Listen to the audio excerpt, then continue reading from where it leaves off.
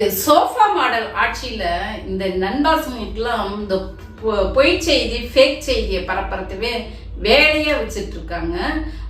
இதை நம்ம முறியடிக்கிறதே நமக்கு வேலையா இருக்கு. அதாவது டிடிஆர் முதல்வர் இருக்கார் இல்லையா, அவர் ஆட்சிக்கு வந்ததுக்கு பிறகுதான் பொதுமக்களுக்கு இடையூறு இல்லாம இருக்கிறதுக்காக வேண்டி ஒரு பக்கம் கான்வாயும் போய்க்கலாம், ஒரு பக்கம் நடுவுல கூம்பு வச்சு மக்கள் போறதுக்கும் வழி விட்டுருக்காங்க அப்படின்னு சொல்லிட்டு இந்த நண்பாசங்களாம் இன்ஸ்டால ஃபயர் விட்டுட்டு இருக்காங்க.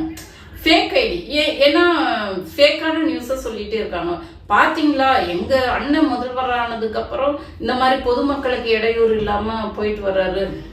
அந்த நீலாங்கரையில தலைமைச் செயலகம் வரத்துக்கு ஒரு நாளைக்கு 17 கிலோமீட்டர். அப்ப அங்கிருந்து இங்க வரத்துக்கு அந்த கூம்பு வச்சு பொதுமக்களுக்கு இடையூறு இல்லாம செய்யறாரு. பாத்தீங்களா, எங்க அண்ணனோட நிர்வாகத்தை பாத்தீங்களா, அப்படி இப்படின்னு பில்டப் கொடுக்குறாங்க.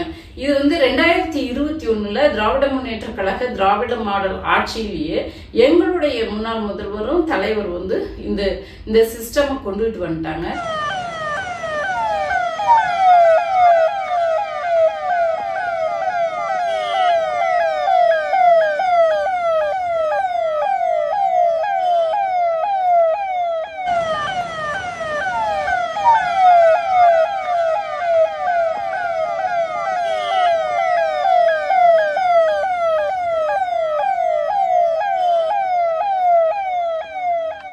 இவங்க ஏதோ புதுசா கொண்டுட்டு வந்த மாதிரி ஃபேக்கா செய்தியை பரப்புறதுவே வேலையை வச்சுட்டு இருக்காங்க.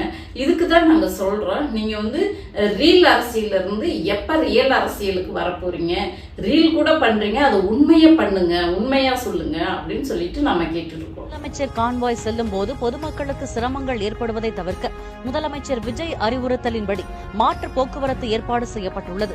நீலாங்கரை இல்லத்திலிருந்து தலைமைச் செயலகத்திற்கு முதலமைச்சர் விஜய் தினமும் 17 கிலோமீட்டர் பயணம் செய்யும் வழியில் இனி போக்குவரத்து நிறுத்தப்படாது எனவும், வாகன அணிவகுப்பு தடையின்றி செல்ல ஏதுவாக காவல்துறையினர் சாலையின் நடுவே கூம்புகள் வைத்து பாதையை பிரித்துள்ளனர்.